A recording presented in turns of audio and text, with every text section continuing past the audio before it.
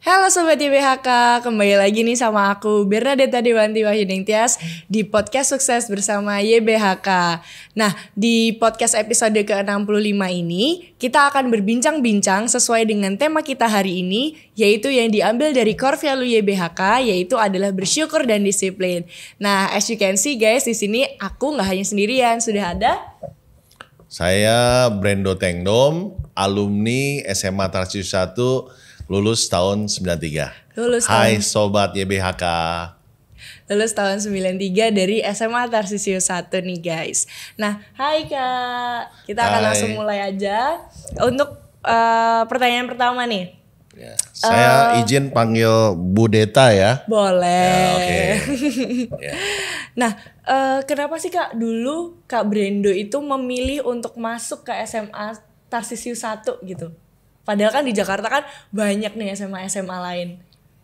Oke, waktu itu saya ingat ya, waktu pemilihan SMA, pasti di sini kita mengharapkan adalah teman-temannya tuh enak-enak gak sih?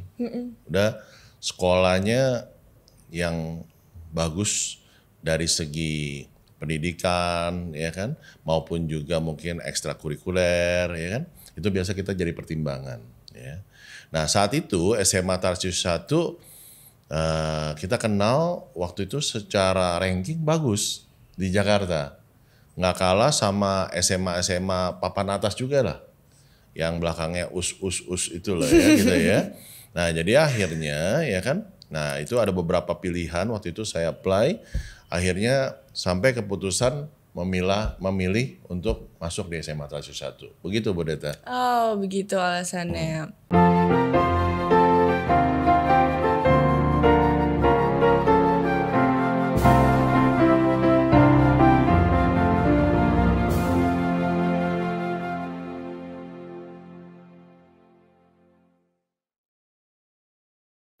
Terus selama masa SMA nih, biasanya kan SMA kan adalah masa-masa yang paling menyenangkan ya kan Kak, karena sudah besar, sudah bisa bersosialisasi dengan teman-temannya. Nah, ada gak sih Kak pengalaman menarik nih selama sekolah di Tarsius 1?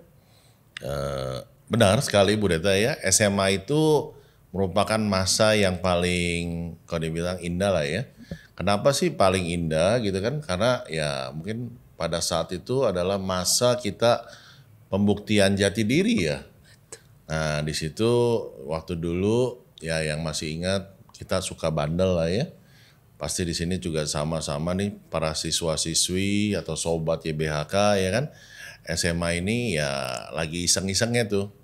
Iseng kepada teman sendiri maupun juga kadang-kadang ya iseng sama guru kita sendiri gitu loh ya kan. Jadi kalau kita bilang yang berkesan ya satu, isengnya banyak ya kan, dan fun, kompak kita, isengnya bareng. Kalau lagi isengin guru, isengin satu kelas benar-benar tuh. Udah kemudian waktu itu kita SMA Tarsius 1 olahraganya di lapangan banteng. Nah itu juga punya kesan sendiri. Jadi kalau kita mau olahraga ya kita harus berangkat pakai kendaraan ya, kadang-kadang kendaraan yang udah disiapkan maupun kadang-kadang juga menggunakan kendaraan umum kalau kebetulan kendaraan yang disiapkan tidak bisa hadir, misalnya mogok atau apa ya kan. Nah itu punya seni sendiri tuh. Kadang-kadang kita sampai ke lapangan banteng untuk berolahraga, kadang-kadang kita kabur juga tidak ke lapangan banteng. Nah itu seru lah ya, kadang-kadang kita yang lain pada olahraga, kita di Dunkin Donat, ngopi, ngedonat pagi-pagi ya kan. Itu masih ingat lah. Buat guru-gurunya asik lah ya, galak-galak ya kan. Ya kita waktu dulu ya sangat benci sekali sama guru kita ya kan, karena galak banget ya kan. Beda lah sama guru sekarang ya. Kalau dulu ya kita dengar sering kita digampar ya kan, dilempar kapur ya kan. Tapi saat ini kan kita lihat ya karena mereka itulah kita jadi strong, jadi kuat. Begitu Bu Deta. Oh, jadi banyak sekali keseruan ya sebenarnya pada saat itu. Ya, tapi yang diingat yang bolos nih. Nah, selama sekolah di Tarsius 1 nih Kak, ada gak sih nilai-nilai positif yang masih Kakak bawa sampai sekarang? Ya, kalau kita bilang nilai positif ya, di sini yang membentuk karakter pasti ya. Waktu di SMA Tarsius 1 kita diajarkan untuk ingat sama Tuhan, selalu apa-apa di sini kita minta sama Tuhan. Nah itu yang saya rasakan sampai saat ini itu pasti itu menjadikan karakter pembentukan yang baik. Yang kedua, membangun networking. Kita waktu itu teman ya. Di sini dengan siapapun kita lihat di sini nggak ada bedanya kalau di SMA Tarsi 1. Nah itu kita ngelihat tercermin sampai sekarang kita nggak ada beda-bedain. Kita masih kompak lah sama mereka, ya kan. Udah kemudian ajaran dari guru dulu cukup keras sama kita, masalah disiplin, ya kan. Dari kebandalan-kebandalan kita. Nah itu juga yang membentuk kita juga strong lah ya sekarang ya. Sehingga bisa lebih kompetitif selalu dalam dunia usaha maupun dunia kerja. Itu Bu Deta.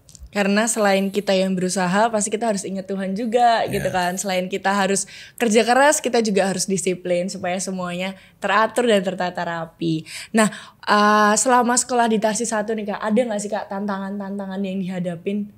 Tantangannya pasti bagaimana bisa naik kelas. Yang kedua di sini ya waktu dulu kebetulan saya pilihnya IPA ya.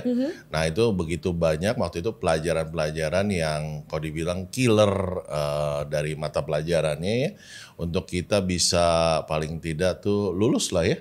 Di setiap mata pelajaran itu tantangan. Yang kedua adalah waktu itu kita ngomong ya nggak gampang lah ya. Untuk kita saat itu menentukan kita mau kemana. Nah waktu itu dulu juga ya penting sekali dari guru maupun teman-teman itu bantu mengarahkan kita. Nah itu waktu masa SMA kan masa-masa ya mencari jati diri dan gak kegalauan ya. Nah saya lihat di SMA Tarsis 1 ya tadi ya tantangan kegalauan. Dengan teman-teman yang baik ya kan bisa membantu kita lebih mengarahkan untuk kita kemana masa depan kita. Gitu. Jadi selama ada tantangan pasti ada kemudahan juga ya Kak, dibantu dengan orang lain. Nah tadi kan kita sudah membahas tentang masa lalu nih, masa lalu atau masa-masa sekolah. Sekarang kita membahas tentang masa sekarang nih. Nah sekarang nih Kak kerjanya di mana sih? Oke. Saat ini saya bekerja di satu grup besar. Mungkin para sobat YBHK tahu ya namanya di sini City Corp. Ya, City Corp pemiliknya ownernya adalah Pak Hairul Tanjung, yang mana Pak Hairul Tanjung ini punya bisnisnya sudah konglomerasi dan menggurita. Yang paling besar di media Trans TV, Trans 7 mungkin sobat YBHK sering dengar, detik.com, dan saat ini saya di Transvision, merupakan perusahaan TV berbayar yang berlangganan untuk menyediakan tayangan untuk masyarakat di Indonesia. Selain itu CT Corp juga punya financial, Bank Mega, sekarang ada Alobank, udah kita punya retail price, retail ya, store ya, Carrefour, dulu sekarang jadi Transmart, udah jadi Metro Department Store, kita punya hotel di Bandung, Trans Luxury, dan beberapa hotel di Bali juga, udah punya airplane juga kita untuk Garuda Indonesia maupun Citylink ya. Wow. Jadi kurang lebih konglomerasi ekosistem kita cukup besar. Dan saya saat ini di Transvision, Bu Deta. Nah, di Transvisionnya ini sebagai apa nih Kak? Saat ini saya dipercayakan untuk diberikan amanah megang sebagai di bidang sales and marketing. Sales and marketing, tugasnya apa nih Kak? Sales and marketing di television. Ya, sales and marketing kita tahu bahwa di sini kan pasti ujung tombak dari perusahaan, yang mana dalam suatu perusahaan memasarkan jasa maupun produk itu perlu ada namanya perkenalan mengenai jasa atau produk yang ditawarkan. Nah ini namanya marketing. Berarti tugas dari marketing bagaimana info perusahaan itu apa, produk kami siapa, udah siapa, beli di mana. Nah itu tugasnya marketing. Kami akan banyak berkomunikasi. Komunikasi bisa lewat jalur above the line maupun below the line. Ya mungkin sobat-sobat YBHK udah tahu lah ya, above the line, below, jangan masuk teori lagi nih, ini jadi pembelajaran. Udah kemudian masalah sales. Sales itu penjualan, ya kan? Bagaimana kita bisa menyampaikan produk maupun jasa kita kepada pelanggan kita. Nah itu tugas dari kita sales untuk bisa bekerja seperti itu. Banyak channelnya Bu Deta. Ada yang bersifat direct selling, sales kita, ada yang juga di sini bersifat online sekarang yang ada, maupun kita udah menggunakan social media. Seperti itu kurang lebih tanggung jawabnya. Wow, sangat besar ya ini tanggung jawabnya ya. Nah, pasti kan Kak Brendo kan bekerja sama dengan banyak orang juga nih ya Kak. Nah, ada gak sih Kak tantangan selama menjalani pekerjaan itu? Untuk tantangan pasti karena sales and marketing, pasti yang paling besar adalah tantangannya adalah target. Jadi di sini saya berhadapan selalu setiap hari dengan target penjualan, target performance sales, target revenue, termasuk ke target juga uang yang bisa koleksin, yang ditagih gitu kan. Jadi tantangannya seperti itu. Ya, jadi harus capai target. Karena kalau tidak capai target, berarti perusahaan di sini juga akan menderita ya tadi kan ya hal-hal yang mestinya sudah di planning tidak bisa dikerjakan. Nah, jadi itulah yang tantangan yang ini. Dan banyak orang yang bilang, wah nggak kuat ya kalau di target. Nah, kalau orang sales mesti kuat menghadapi target. Target itu jangan taruh di depan, tapi taruh di belakang untuk yang bantu dorong kita untuk sukses. Wah gitu. Karena sales kan sekali lagi dia ujung tombaknya suatu perusahaan ya Kak. Semakin salesnya berkembang makanya perusahaan juga akan semakin berkembang gitu. Nah selama menjadi sales director nih ya kan, sekarang sales director ya Kak. Ada gak sih Kak pengalaman yang paling menarik selama menjadi sales director? Oke, kalau saya di sini udah ikut CT Corp atau ikut Pak Hairul Tanjung kurang lebih hampir 22 tahun. 13 tahun saya di Bank Mega, ini 9 tahun saya udah di Transvision. Nah kalau tadi pertanyaan Bu Deta, apa sih yang menarik melakukan sebagai jabatan sebagai Sales and Marketing Director ya. Menarik pertama adalah masa kurang lebih 3-4 tahun terakhir ya. Ini menarik saya belajar lagi. Jadi dengan perubahan zaman saat ini, ilmu-ilmu yang dahulu yang saya yakini dan saya pelajari itu cepat sekali usang. Jadi saya di sini dituntut ya kan untuk bisa belajar lagi mengenai mulai namanya social media, mengenai digital. Jadi buat saya meskipun umurnya sudah kalau dibilang generasi yang bukan milenial maupun Z, tapi di sini saya harus bisa hidup ya kan untuk melayani pelanggan-pelanggan kita tuh yang masuk generasi milenial dan Z, dan tim kerjanya pun yang milenial dan di sini yang masih dibilang akan masuk generasi Z. Nah itu merupakan satu yang saya bilang tantangan yang menarik. Karena kalau dulu kita mungkin bisa stay dengan pengalaman kita, ya kan, kita bisa survive. Hanya namanya memperbaiki. Tapi sekarang saya melihat memperbaiki saja tidak cukup. Pasti kita akan hilang di muka bumi ini. Tapi kita harus inovasi. Makanya itu harus belajar terus setiap hari. Itu tantangannya Bu Deta. Ya, karena kan zaman sekarang semuanya bergerak sangat dengan cepat ya Pak. Cepat banget. Semuanya itu bergerak dengan kayak apa ya. Hari ini ada apa, besok sudah ada apa lagi. Jadi kalau kita tidak mau belajar ya kita akan tertinggal. Walaupun kita sudah, maksudnya walaupun Kak Brendo sudah senior, tapi Kak Brendo tetap berusaha untuk menggapai nih generasi-generasi muda zaman sekarang dengan belajar sosmed, dengan belajar media digital. Karena kita tahu juga bahwa belajar sosial media dan belajar dunia digital itu bukan suatu hal yang mudah ya Kak. Sangat perlu belajar sekali gitu. Nah, untuk pekerjaan Kakak sekarang, ada gak sih Kak peluang untuk 5-10 tahun ke depan? Kalau ngomong peluang nih, peluang bisnisnya atau peluang untuk profesinya? Peluang untuk profesinya nih. Peluang untuk profesi ya. Jadi kalau kita ngomong untuk diri sendiri, saat ini kan tadi saya udah di sales and di marketing ya kan. Nah di sini otomatis ya punya harapan dari sini kan untuk bisa karirnya naik kembali. Ada posisi yang kita lihat, yang kita harapkan adalah sebagai pemimpin dari pucuk perusahaan atau dikenal sebagai presiden direktur atau dikenal dengan CEO ya, Chief Executive Officer.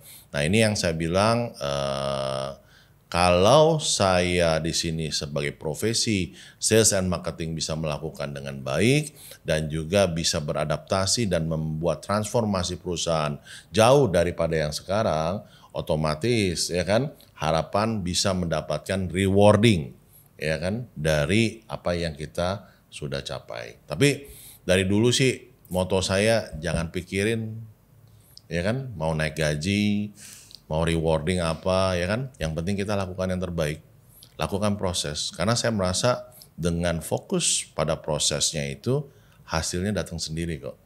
Betul, karena proses tidak akan mengkhianati hasil ya Kak. Jadi semakin kamu berjuang, semakin kamu melakukan yang terbaik, pasti akan ada nih yang support di belakangnya gitu. Nah tadi kan kita berbicara tentang pekerjaan Kakak di Transvision ya. Yeah. Nah selain di Transvision nih, ada gak sih Kak kegiatan lain yang Kakak lakukan? Oke, untuk core dan keseharian saya, waktu saya banyak fokus di pasti Transvision. Tapi selain itu, kebetulan di sini saya emang nggak suka kalau diam saja nih ya kan. Nah biasa saya di sini juga akan aktif dalam organisasi. Nah saat ini ada beberapa organisasi yang saya aktif ya. Salah satunya adalah Sales Director Indonesia, Asosiasi Sales Director Indonesia. Yang mana asosiasi ini membernya saat ini udah 400 yang isinya merupakan C-level. Para sales director, para CEO, para owner ya kan se-Indonesia untuk bisa mereka mengukuhkan sebagai perkumpulan. Nah, kita sering networking bareng setiap bulan ada sekali, juga ada sharing session, ada visit company. Dan saya kebetulan di situ sebagai co-foundernya dan saat ini saya juga sebagai CFO-nya dari organisasi Sales Director. Selain itu organisasi juga ada Asosiasi Service Quality Indonesia.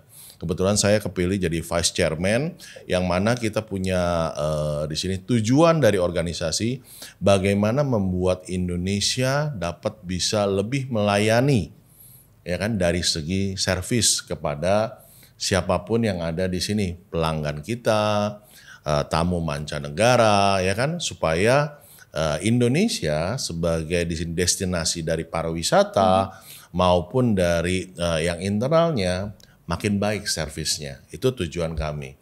Kami bertugas dari training maupun sertifikasi kaitannya dengan servis di Indonesia. Kemudian yang terakhir mungkin di sini yang kaitannya sama YBHK juga nih. Apa nih Kak? Kebetulan saya mendapatkan amanah ya di 2 tahun ini untuk menjadi presiden dari Ikatan Alumni SMA Tarsius 1 ya kan. Wow. Mungkin kalau presiden terlalu ketinggian bahasanya ya kan sini mau menjelang 2024 ya. Saya dipercaya jadi ketua Ikatan Alumni SMA Tarsius 1. Nah, seperti itu Bu Rita. Oke. Saya mau tanya nih Kak, kenapa sih harus ada ikatan atau ada perkumpulan alumni SMA Tarsius 1 gitu? Kan biasanya kalau alumni kan yang lain gitu. Biasanya kan kalau alumni kan biasanya kampus gitu-gitu kan. Kok ini kenapa nih SMA-nya gitu? Oke. Ini awal muasalnya mungkin ya teman-teman juga para alumni khususnya ya itu merasakan seperti apa yang saya rasakan. Apa nih Kak? Kita SMA Tarsius 1 sudah berhasil meluluskan 43 angkatan. Ya, saya pernah hitung jumlahnya itu ada 8.000 alumni SMA Tarsius 1. Ya kan?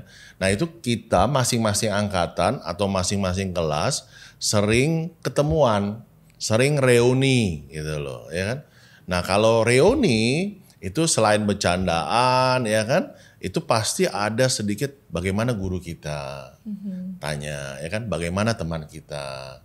Udah terakhir-terakhir biasa, kok kita nggak ada kayak satu organisasi yang resmi sih untuk bisa mewadahi. Nah ini sering nih setiap tahun ya dibincangkan. Nah di sini ada beberapa alumni yang kita sebut mungkin sebenarnya foundernya ya dari Ikatan Alumni Tarsius 1, mereka punya inisiatif untuk bisa yuk kita kumpulin deh supaya kita bisa ada wadah untuk berkumpul. Udah ada wadah juga kita bisa membantu alma mater kita. Makanya akhirnya dari para inisiator tersebut ya kan membentuk Ikatan Alumni SMA Tarsius 1. Nah waktu itu membentuknya nggak gampang juga tuh. Pasti kan banyak, ada yang setuju, ada yang tidak, ada yang mau seperti ini. Tapi ya kita puji syukur ya kan kita bisa jalani semua. Ini Ikatan Alumni sudah 2 periode. Udah berjalan 3 tahun. Yang pertama ketuanya adalah Kodama. Itu angkatan tahun 80. Ya kan?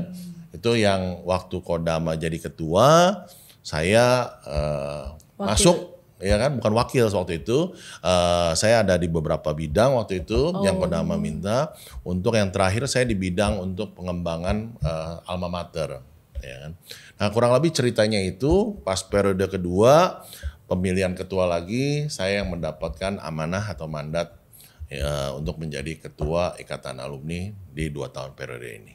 Nah, sebagai ketua nih Kak, Kak Brendo ini tugasnya ngapain sih Kak sebagai ketua? Apakah cuma nyuruh-nyuruh doang atau apa nih Kak tugasnya sebagai ketua di Ikatan Alumni Tarsius 1 nih Kak? Oke. Yang pertama betul, nyuruh-nyuruh doang pasti ada ya. Karena kan biasanya kalau ketua kan iya gitu. Kalau saya bilang nggak nyuruh-nyuruh nanti diprotes oleh teman-teman pengurus yang lain. Dia bilang bohong, hoax gitu loh ya kan. Jadi ketua itu menurut saya kan kalau dibilang leader lah ya. Role model gitu loh. Jadi tergantung nih kalau role modelnya seperti apa, nah itu pasti akan mengikuti timnya seperti apa. Jadi kalau ketuanya slow, saya rasa yang lain semua juga slow.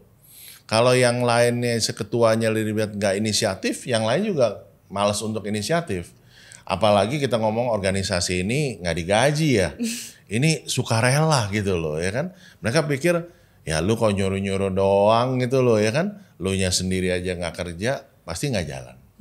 Nah ini yang tadi kalau dibilang ya, fungsi sebagai ketua pertama pasti bisa menjadi role model yang baik. Yang kedua kita harus punya plan jangka pendek maupun jangka panjang sesuai dengan visi dan misi dari Ikatan Alumni SMA Tarsius 1 dibuat itu seperti apa. Nah ini ketua ini yang harus bisa menyelaraskan semua planning dan kegiatan yang akan dibuat sesuai dengan visi dari Ikatan Alumni itu. Nah kemudian mengencourage, menginspirasi ya kan untuk para alumni mau bergabung ke dalam pengurus gitu loh. Ya syukurlah ya di periode saya didukung tuh hampir rata.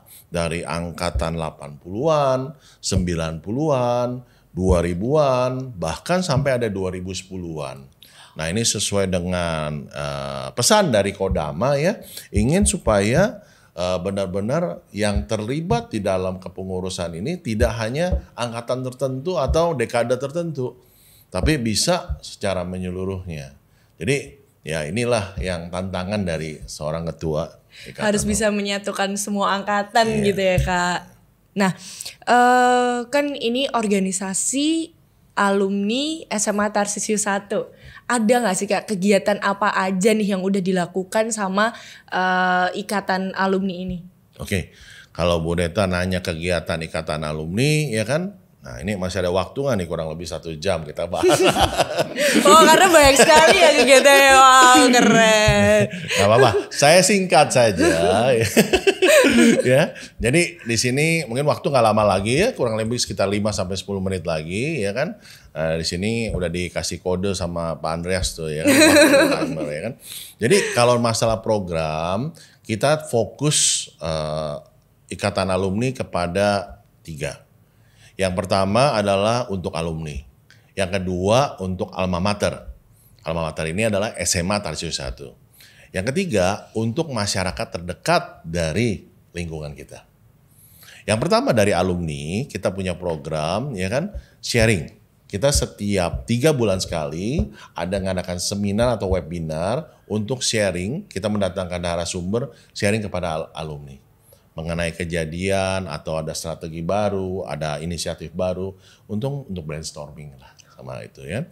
Yang kedua juga kita punya kegiatan kemarin ya untuk alumni juga namanya Pekan Kesehatan.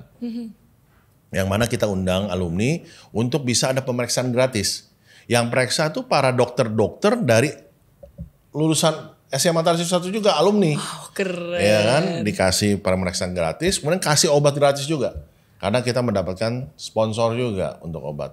Ada pemeriksaan kacamata gratis. Nah ini bukan untuk alumni, waktu itu kita ikutkan juga guru, termasuk juga para orang tua murid maupun siswa-siswi saat ini yang ada. Bahkan sampai pedagang-pedagang dan tukang parkir yang ada di SMA Tarsius 1. Itu kita ajak ya kan. Nah udah kemudian kita mengadakan juga di sini menginisiasi untuk ngadain reuni-reuni lah ya. Setiap angkatan mengadain reuni, ada reuni kelas. Karena tujuannya makin lama makin lengkap, makin erat ya kan. Nanti bisa kita buat sampai reuni yang kapasitasnya lebih besar. Reuni akbar ya. Reuni akbar ya. Nah, yang kedua untuk alma mater. Alma mater kita punya 2 proyek besar. Yang paling kita sering lakukan, kita mengadakan webinar. Pas pandemi 2 tahun, kita sudah kolaborasi dengan pihak sekolah untuk setiap semester mengadakan sharing session kepada siswa atau orang tua murid. Jadi Pak Barno ya kan dengan Mem Emil kumpulkan semua kelas ya dari kelas 11 sampai 10 sampai 12. Kemudian kita para alumni sharing. Itu setiap semester bisa 5 sampai 8 session. 1,5 jam, kemudian alumni yang sharing setiap session itu kurang lebih 4 sampai 5 alumni. Jadi kita akan buat juga member yang besar, kemudian kita juga pecah dalam breaking room. Nah selain ada kegiatan itu namanya CLBK ya, bukan cinta lama bersemi kembali, tapi cara lain belajar kreatif bareng alumni, CLBK kita. Nah kemudian kita ada program beasiswa. Nah ini sering ya kita ngumpul begini, kita mau menjadi tujuan untuk para siswa SMP masuk ke SMA Tarsius 1. Kita mikirin terus ya kan ya. Ada yang bilang sekolahnya, gurunya harus diperbaiki. Sekolahnya fasilitas diperbaiki ya kan. Kalau ngomong sampai situ ya biasa ujung-ujungnya nggak selesai. Dan ujung-ujungnya kadang-kadang juga banyakkan idenya aja. Nah kita waktu itu ya di periode Kodama yang pertama ya kebetulan ada bidang yang untuk pengembangan punya inisiatif bagaimana kita bisa melakukan sesuatu untuk alma mater kita tapi kita lakukan dari eksternal dari luar tanpa ikut campur kepada pihak dalam. Apa itu Kak contohnya? Contoh di sini ya kita bilang ya udah kita buat program marketing aja. Saya bilang buat menjadi sekolah yang ranking, berarti kan di sini harus siswa-siswinya ranking kan? Betul. Ya kan? Nah ini kita pikir yang cara yang paling gampang apa? Ya udah kita masukkan siswa yang dari 2 yang ranking masuk ke dalam. Udah otomatis sudah ranking kan? Iya betul. Iya, itu kan paling gampang gitu loh ya kan? Akhirnya kita lakukan di sini yang ngumpul sama alumni udah setuju. Kita kumpulin uang, ya kan, para alumni. Kita buat namanya beasiswa alumni SMA Tarsius 1. Yang mana nggak tanggung-tanggung, kita undang SMP yang ada di seluruh Indonesia untuk hadir. Nge-apply di SMA Tarsius 1, kita cari yang the best, ya kan, terbaik, untuk kita berikan beasiswa. Beasiswanya juga nggak tanggung-tanggung, ya kan. Kita 3 tahun full kita bayarin. Wow. Uang pangkal, uang sekolah, uang kegiatan, termasuk uang jajannya kita kasih juga di sini, ya kan ya. Ya. Jadi program ini udah berjalan hampir 3 tahun. Ini tahun depan nih untuk tahun yang ketiga, ya kan. Nah ini yang kita harapkan, ya kan, benar-benar yang daftar ini makin banyak dan yang masuk ini juga ya benar-benar kualitasnya juga udah bagus gitu loh. Sehingga ya kalau mau bilang kembalikan lagi cita-cita dari alumni SMA Tarsius 1 buat SMA Tarsius 1 menjadi sekolah yang pilihan lah di SMA Jakarta ya. Mudah-mudahan tercapai. Amin. Jadi saya mohon dukungannya nih para alumni, para siswa, para orang tua, para guru-guru ya kan untuk bisa mendukung. Itu kegiatan untuk alma mater. Yang ketiga untuk lingkungan terdekat. Kita mau bantu ya kita cobalah ya bantu ke para alumni, misalnya ada yang sakit, ada yang apa, biasa kita kumpul dana untuk bantu. Guru, kita juga ada kumpul dana kalau untuk guru sakit ada kita berikan seperti. Nah, untuk lingkungan bisa tukang parkir apa, pedagang-pedagang di luar sekolah. Kita masih ingat itu berjasa banget. Ya. Nah, itu kita ngadakan kayak kemarin pekan kesehatan kita kasih juga fasilitas pemeriksaan gratis, kasih obat gratis. Nah, itu ya kita bantu ke lingkungan kita yang terdekat. Nggak banyak tapi paling nggak kita care lah, kita tunjukkan. Kurang lebih Bu Deta programnya itu saja sih. Nggak banyak kok. Wow. Walaupun nggak banyak tapi sangat membantu orang yang membutuhkan lah ya Kak. Jadi kumpul-kumpul alumni itu nggak hanya sekedar ngobrol, nggak hanya sekedar ketemu aja gitu, tapi ada aksi nyatanya, ada hal-hal positif yang bisa alumni ini lakukan untuk baik dari sekolah, baik untuk alumninya sendiri, untuk sekolahan dan untuk masyarakat sekitar. Wow, itu sangat-sangat sangat-sangat bagus lah dan harus selalu dikembangkan lagi ya kan Kak. Nah kan tadi kan belum semua alumni nih gabung nih Kak, ya kan? Boleh nggak sih Kak diajakin semua alumni dari SMA Tarsisius 1 ini untuk gabung? Oke, makasih Bu Deta buat kesempatannya. Terima kasih juga buat Yayasan Bunda Hati Kudus. Bisa hari ini saya ada kesempatan untuk bisa hadir di dalam podcast ya Yayasan Bunda Hati Kudus. Nah, kesempatan ini saya mau mengajak seluruh alumni SMA Tarsisius 1 yang di sini jumlahnya ada 8.000. Ya, ini luar biasa sekali. Semua di Indonesia pada berebutan membentuk community atau komunitas. Karena kita percaya ke depan itu yang akan mendorong ekonomi satu negara adalah komunitas. 8.000 alumni itu merupakan komunitas yang sangat besar sekali, sangat potensi sekali, memiliki bargaining power yang besar sekali. Nah, kesempatan ini, ayo yang masih malu-malu, yang masih gamang-gamang, yang masih bingung, silakan mampir, ya kan? Mampir untuk mengikuti, paling nggak partisipasi di kegiatan kami. Kalau belum mau jadi pengurus, tapi kalau sudah terketuk, hatinya ingin kontribusi, ingin partisipasi, monggo silakan hubungi saya atau pengurus atau maupun humas kami untuk bisa bergabung menjadi pengurus dari Ikatan Alumni Tarsisius 1. Kita Ikatan Alumni Tarsisius 1 bidangnya udah lengkap. Kita ada ketua, ada sekjen, sekretarisan bendahara, dan humas, itu merupakan intinya. Udah kemudian kita punya bidang. Ada bidang namanya bidang hukum, ada juga di sini bidang pengembangan, ada juga bidang kemitraan, ada juga bidang untuk hobi, termasuk bidang sosial. Jadi dengan bidang-bidang ini silahkan untuk bergabung karena di dalamnya banyak proyek-proyek. Jadi kita punya juga mitra asosiasi kayak perkumpulan para design and build untuk kontraktor maupun insinyur. Kita punya juga mitra kesehatan yang isinya dokter-dokter alumni. Kita juga punya mitra pendidikan yang isinya para dosen-dosen maupun guru-guru dari alumni ya kan untuk mereka bisa sharing. Selain juga kita punya juga yang tadi hobi ya. Ada hobi bulu tangkis, hobi yang pesepeda, ada juga yang yoga, termasuk persekutuan doa. Silakan bergabung. Kurang lebih seperti itu. Jangan ragu lagi. Ayo gabung. Iya, jadi semoga dengan adanya podcast ini dan orang-orang melihat podcast ini, jadi mungkin dari yang belum tahu nih kan, mungkin kan ada yang mungkin memang benar-benar belum tahu, oh ternyata di SMA Tarsisius 1 tuh ada alumninya nih. Nah mungkin dari video ini bisa menginformasikan kepada orang-orang bahwa oh ini loh SMA Tarsisius 1 nih punya ikatan alumni gitu. Jadi monggo boleh join, nanti silakan hubungi Kak Brendo dan teman-temannya gitu. Ada satu pesan dari Pak Barno, Kepala Sekolah SMA Tarsayu 1. Iya kan? Pesan sponsor, jangan ragu-ragu untuk ngundang gabung sama Yayasan Buddha Hati Kudus.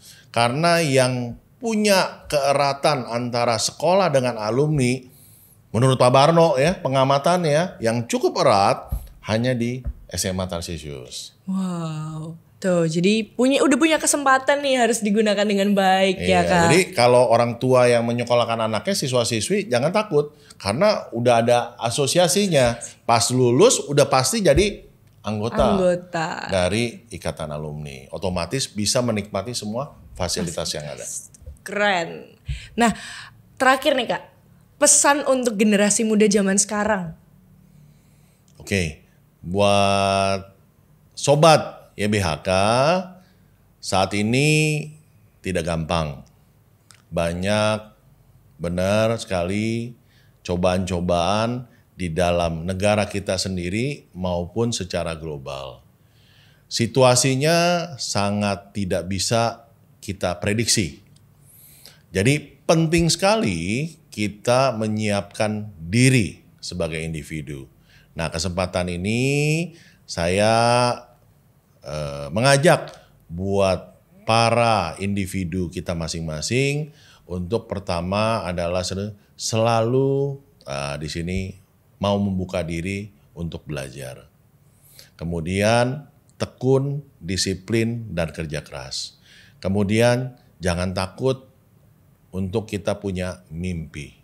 Mimpi itu bisa terwujud kalau kita eksekusi. Jadi kuncinya adalah eksekusi, yang kedua adalah eksekusi, yang ketiga adalah eksekusi. Itu saja.